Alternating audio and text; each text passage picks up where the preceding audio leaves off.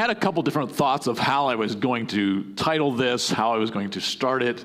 I was going to title this, How to Kill God. And I thought, well, that's a little bit of sensationalism, but it definitely grabs your attention. As a human being, how could you kill a God? So then I thought, okay, that's a little bit much. So I went with the Jehovah Nakah, the God who smites. And that's kind of the phrase here. But have you ever thought about the most powerful thing used by mankind? What is, if we had to kill a God, what's the most powerful thing that we have at our disposal to kill God? Nuclear weapon, loft a few up into space, put it on top of Jeff Bezos' rocket and fire it up there. And do you ever think of, because weapons can kill things that are within reach, right? If they can reach it, they're deadly. But what's the most powerful thing that mankind has?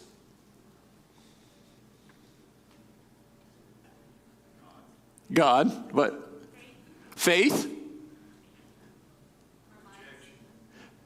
It's interesting because they just say, oh, you have this discussion that's happening, and then you come to one, and this is my idea, so take it for what it's worth. Words. Do you know that words can form nations?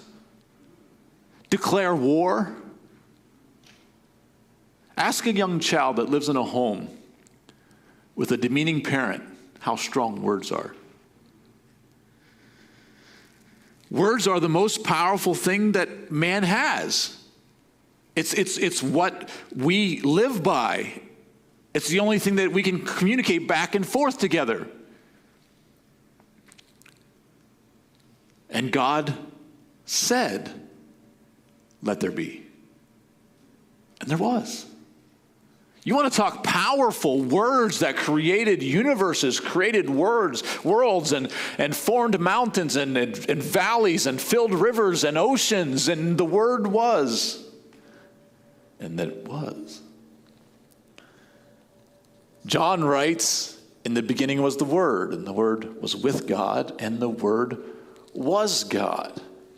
Words, wow, these things are so powerful. And often I find myself, when I pick up the text and begin to reading, I know English well enough that these words are normal, almost boring. It doesn't carry the impact. You don't uncover something new and say, well, what animal is that? I don't know that animal. And somebody comes up to you and say, well, that's a koala bear or an armadillo. And you're like, oh, it's a new animal, something new. But we read this, and it's words. Now, we struggle over names and things like that in here, but we read the context, and it makes sense. God so loved the world that he gave. Pretty easy to understand. But as a student, it's hard for us to sit down and to study this and get excited about words. Just is. But one of the things that I want us to do this morning is to look at a method of studying the text.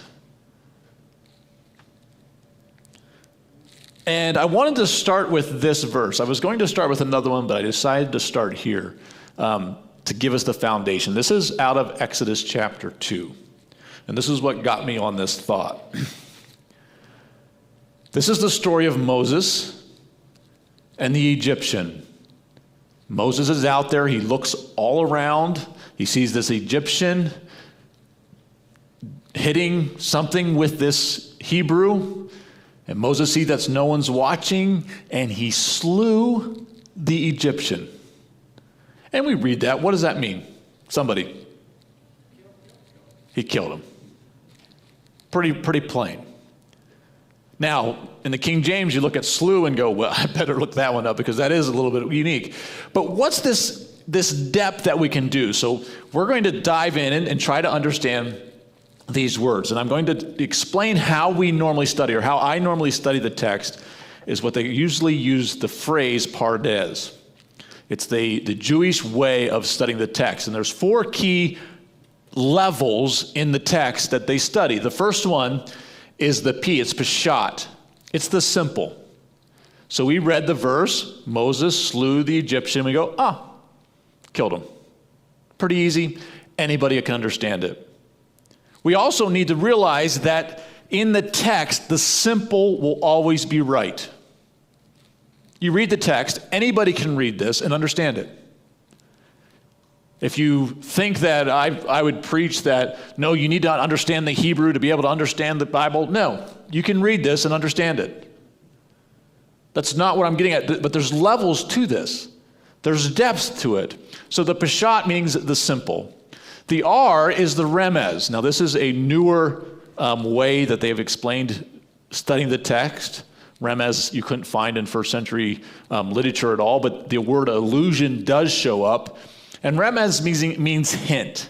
So in the text, when you're studying it, sometimes there's hints in it.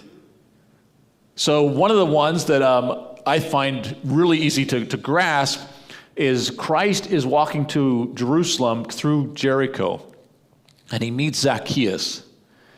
And in his interactions with Zacchaeus, Christ says, this is Luke 19, that for the Son of Man came to seek and save the lost.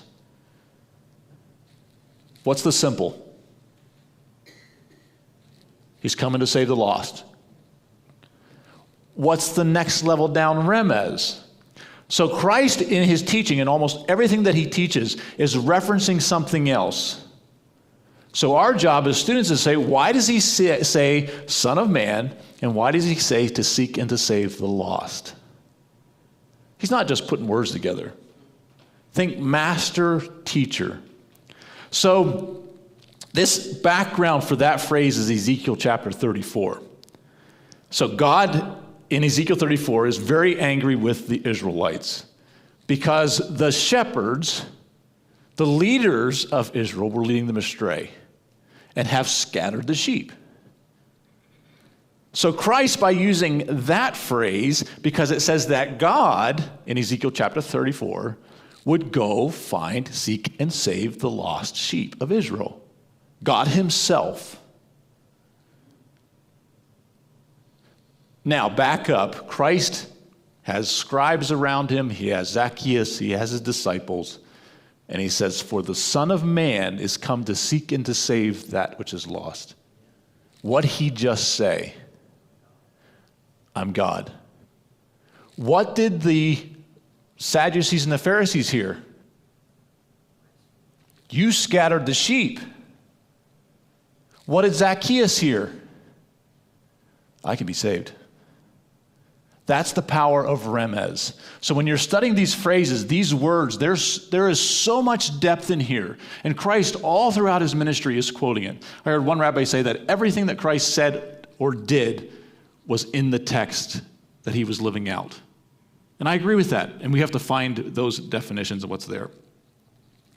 The third one is drash. This is midrash, or expository or application, where they take the text and apply it out in other teachings or combination of scriptures. That's normally where you will see it. There'll be a phrase in the text and a phrase in the text that's identical in two different chapters. They'll take those two chapters and merge them together. We would think that is absolutely heresy, and you can't do that. But a good teacher with authority does that all the time. If this phrase is here and this phrase is here, that means they can go together. So Christ does this in his sermon in Nazareth.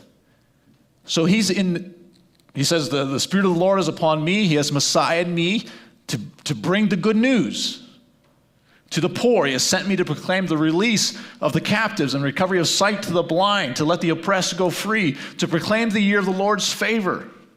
Jubilee. He is quoting out of Isaiah chapter 61. Now my question for you is, what part did he misquote?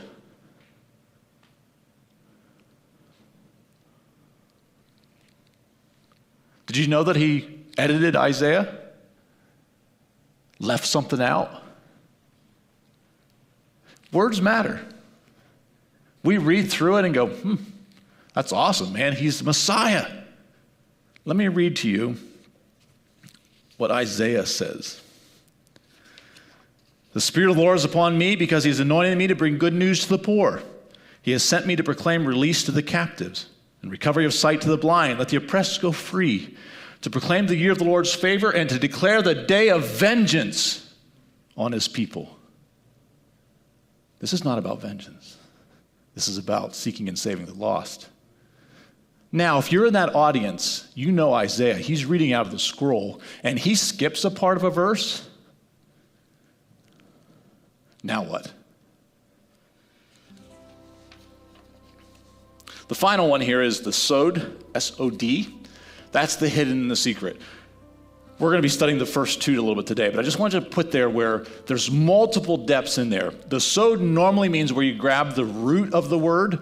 Like we're not going to go that deep on the word Nakah this morning, but you can actually go down and take the root of that word and then begin to study the root of the word and find the hidden meanings. I call it the wheel, where all the root is in the middle and you have these spokes going out that give you the full definition of what that word is. I'm not going to go there this morning, but I just want you to see what that is.